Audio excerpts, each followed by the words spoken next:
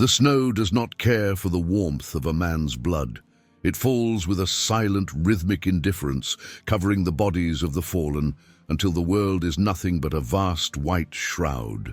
Marie stood at the edge of the clearing, her lungs burning with the kind of cold that feels like swallowing broken glass.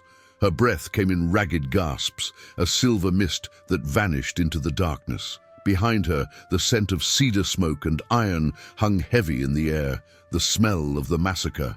Her husband, Pierre, lay somewhere back there in the red-stained slush, his strong hands finally still, his voice silenced forever. She was 30 years old, but in this moment, she felt the weight of a century pressing down on her shoulders. Her knees buckled, the coarse wool of her skirts soaking up the icy slush, but she didn't fall. She couldn't. From the shadows of the tree line, two small faces peered out. Jean-Baptiste, barely 5, and his younger brother huddled together in a hollowed log. Their eyes weren't filled with tears, they were filled with a terrifying, hollowed-out silence. They were looking at her, waiting for a miracle that the frontier rarely provided. Marie looked at her hands. They were the hands of a woman who had spent a lifetime skinning beaver, mending moccasins, and cradling infants. Now, they were all that stood between her children and the hungry maw of the Blue Mountains. "Get up," she whispered to herself, the words cracking like dry kindling. "Get up, Marie." She didn't have a map. She didn't have a husband to protect her. She had 2 horses, 2 children, and a heart that was breaking so loudly she wondered if the wolves could hear it.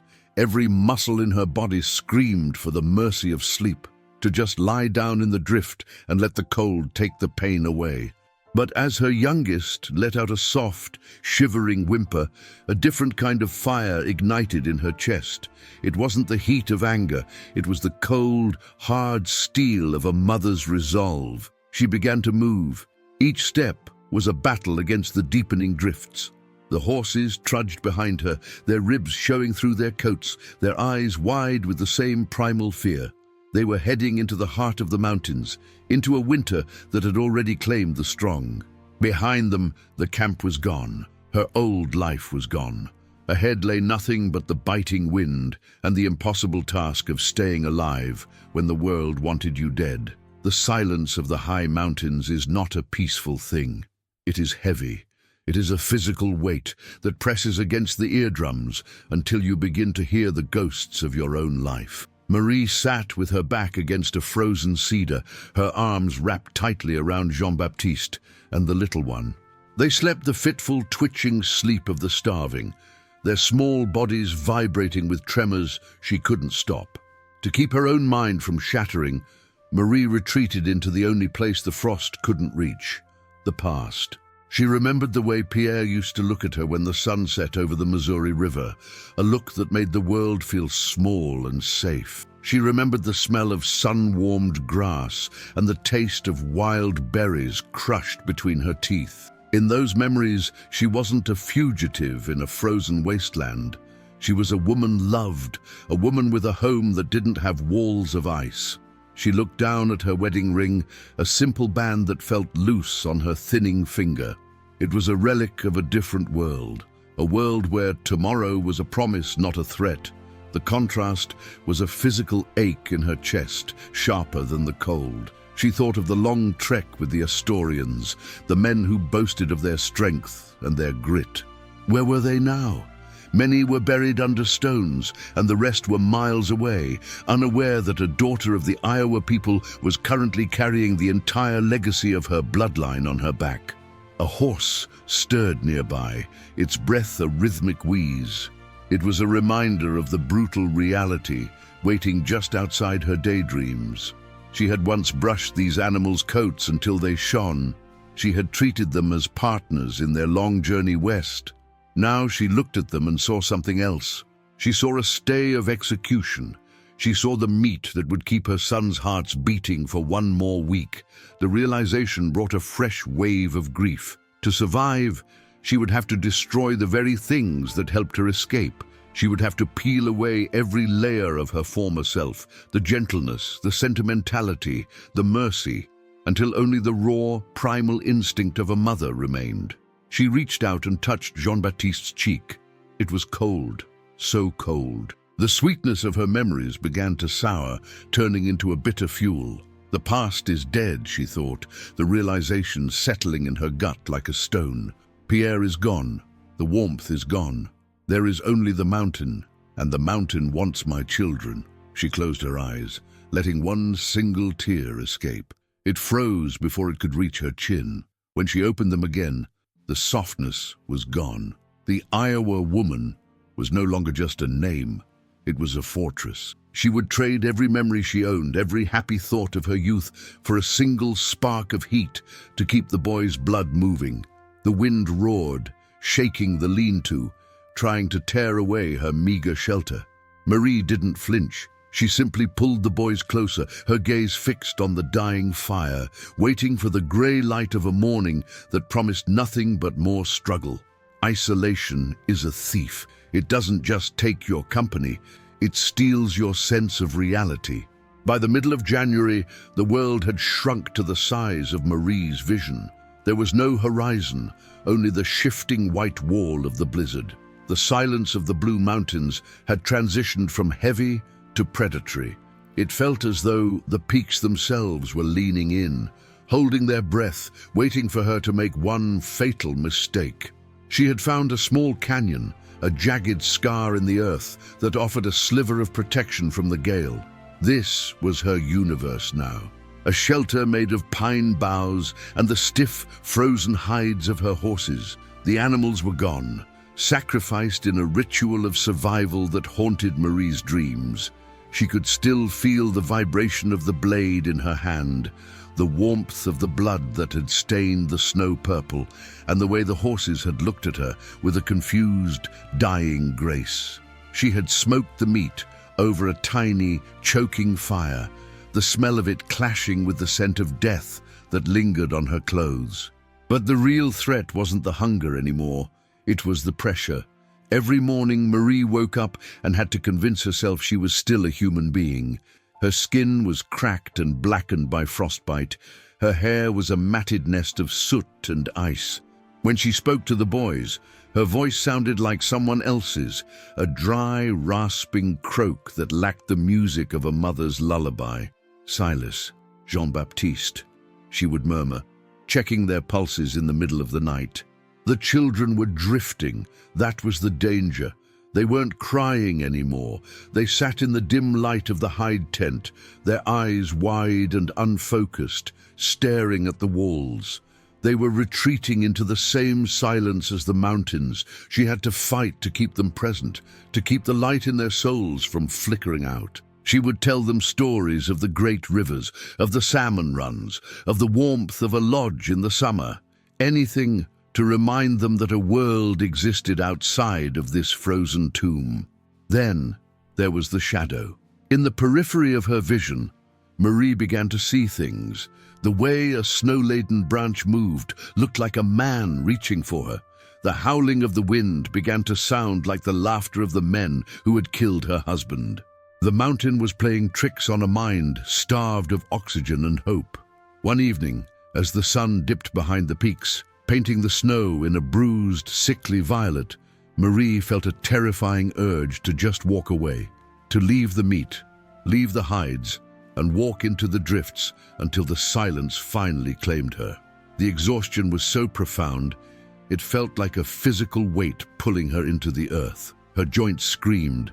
Her stomach was a knotted ball of cramps. She stood at the entrance of her hut, looking out at the endless white. The wind tugged at her shawl, whispering invitations of rest. "Just lay down, Marie. You've done enough. No one survives this. Why fight the inevitable?" She was halfway into the snow when a small, cold hand tugged at her skirt. It was Jean-Baptiste. He didn't say a word. He just held a piece of dried horse meat toward her, his little face gaunt and pale, his eyes begging her to stay. The spell broke.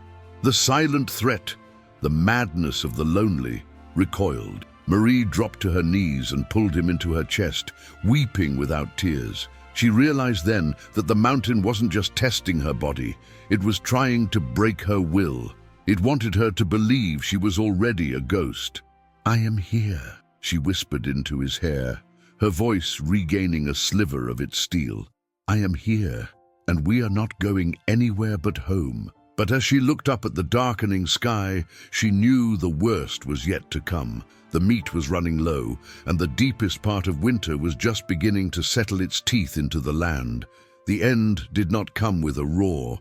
It came with the realization that there was nothing left to eat. The last of the horse meat was a memory, a few gristly scraps that Marie had chewed and softened with her own saliva to feed the boys. Her own stomach had long since stopped growling. It had simply shriveled into a hard, cold knot of pain. She knew the math of the frontier. If they stayed in this canyon, they were corpses waiting for the spring thaw to find them. Their only hope lay 50 miles away, across the spine of the mountains, toward the Walla Walla Valley, where a settlement might still exist. "Stand up," Marie commanded. Jean-Baptiste looked at her with eyes that seemed too large for his sunken face. He tried to rise, but his legs, thin as willow branches, gave way. Marie caught him. She didn't offer pity. Pity was a luxury that killed. She hoisted the younger child onto her back, securing him with the heavy, frozen hide, and took Jean-Baptiste by the hand. They stepped out of the shelter. The wind hit them like a physical blow, a wall of ice that sought to strip the breath from their lungs. For the first 10 miles, Marie counted her steps. 1, 2, 3. Each step was a prayer. Each step was a middle finger to the mountain. By the 20th mile, she stopped counting and started hallucinating. She saw Pierre walking just ahead of them. He wasn't bloody or broken. He was wearing his best buckskins, smiling, beckoning her forward. "Just a little further, Marie," the vision whispered. "The fire is warm just over the ridge." She followed the ghost of her husband through the blinding white, her feet numb, her toes likely black with rot, but she felt nothing but the fire of her own pulse. Then the storm turned feral. A whiteout descended, a vacuum of snow where there is no up or down, no sky or earth. Marie lost her footing on a steep embankment. She felt the world tilt. She clutched the boys to her chest as they tumbled down a ravine, a chaotic mess of fur, limbs, and ice. They landed in a deep drift at the bottom. Silence returned. Marie lay there, buried under a foot of snow. It was warm. Oh, it was so incredibly warm. The pain in her joints vanished. The hunger disappeared. She felt a profound sense of peace. "This is it," she thought. "We can sleep now. The children won't feel the cold anymore. We can just let go." But then she felt a movement against her spine, a small, rhythmic thumping. It was the heartbeat of the child strapped to her back. It was a tiny, stubborn drum. Thump, thump, thump. It was the sound of the future refusing to be erased. A primal, guttural scream tore out of Marie's throat, a sound more animal than human. She exploded out of the snowbank like a creature rising from the grave. Her hands, raw and bleeding, clawed at the icy crust of the ravine.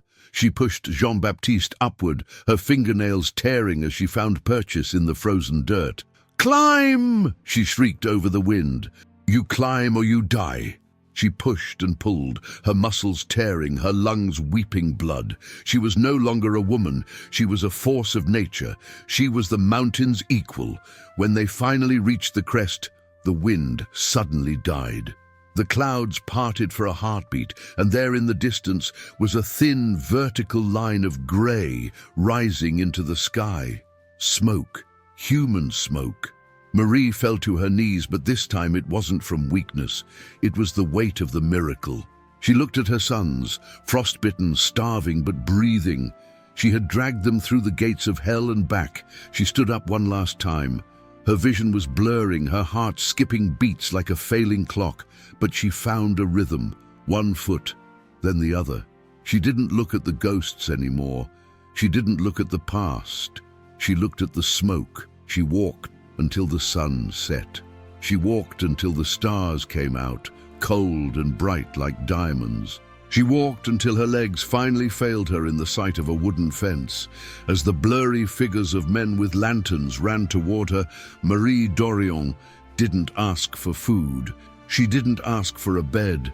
She simply unstrapped the heavy hides from her back, placed her children in the arms of the strangers, and whispered a single word before the darkness finally took her, alive. Survival is not a sudden victory. It is a slow, grueling recovery of the soul. For weeks after they reached the Walla Walla camp, Marie lived in a haze of fever and firelight. The settlers who found her spoke in hushed tones about the woman from the mountains. They looked at her feet, bandaged and weeping, and then at her children, who were beginning to regain the roundness in their cheeks, and they shook their heads. To them, she was a miracle. To Marie, she was simply a mother who had done her job. The cost, however, was written into the very marrow of her bones. The frost had taken parts of her, leaving her with a permanent limp and hands that would always tremble when the temperature dropped. But the deepest scars were the ones no one could see. She spent hours sitting in the sun, watching Jean-Baptiste play in the dirt with his brother. She watched them with a fierce, protective intensity, as if the mountain might reach out from the horizon and snatch them back. The silence that had once been a threat was now her sanctuary. In the quiet, she could finally process the weight of what she had left behind. She thought of Pierre. For a long time, she felt a crushing guilt for having survived when he did not. She felt the ghost of his hand on her shoulder every time she took a bite of food he would never taste. But as the spring air turned sweet with the scent of pine and damp earth, that guilt began to transform into a quiet, somber peace. She realized that she hadn't just saved her children. She had carried Pierre's legacy out of that blood-soaked camp and over the highest peaks of the world. He lived on in the way Jean-Baptiste laughed and in the way the younger one tilted his head when he listened to the birds. One afternoon, a trapper stopped by her cabin. He had heard the story and wanted to see the woman who had conquered the Blue Mountains with nothing but a knife and a mother's heart. He asked her how she did it, what secret strength she possessed that the men who died lacked. Marie looked out at the mountains, their peaks still capped in white, looking distant and beautiful and deadly. She didn't tell him about the hallucinations. She didn't tell him about the taste of horsehide or the scream she let out in the ravine. "I did not conquer the mountain," she said, her voice low and steady. "I simply refused to let it have the last word." She had found a new kind of resilience. It wasn't the loud, boastful bravery of the young hunters. It was the quiet, enduring strength of the old cedars, the ones that bend under the weight of the snow until they touch the ground, but never, ever break. Marie Dorion would go on to live a long life. She would marry again. She would see her children grow into men, and she would become a legend of the Oregon Trail. But in the quiet moments of the night, when the wind would howl against the rafters, she would close her eyes and remember the white silence. She would remember the weight of the hide on her back and the heartbeat of her son against her spine. She had paid for her life in blood and memory, and the price was high. But as she watched her son sleep, bathed in the soft glow of a peaceful moon, she knew it was a bargain she would make 1,000 times over. We often look back at the history of the frontier and see maps, dates, and the names of great men carved into stone. But the true history of the wilderness isn't written in ink. It is written in the grit of those who endured when every reason to live had been stripped away. Marie Dorion was not a general, a conqueror, or a wealthy explorer. She was a woman who possessed the most dangerous weapon on the frontier, an unbreakable will. Her story serves as a profound reminder that resilience isn't the absence of fear, but the ability to walk through it, carrying the weight of those you love until your legs give out, and then crawling the rest of the way. She reminds us that the human spirit is not a fragile thing.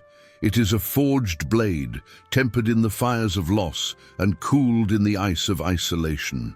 To those of us watching today, living in a world of comforts Marie could never have imagined, her life poses a question: what do we carry, and what are we willing to endure to keep it safe? The old ways were harsh, yes. They were brutal and unforgiving, but they produced a generation of souls like Marie. people who understood that honor is found in the struggle and that love is best measured by what one is willing to sacrifice. As long as we tell her story, the fire she lit in that frozen canyon will never truly go out. She was the mother of the Oregon Trail, a witness to the massacre and the conqueror of the winter. But above all, she was a survivor.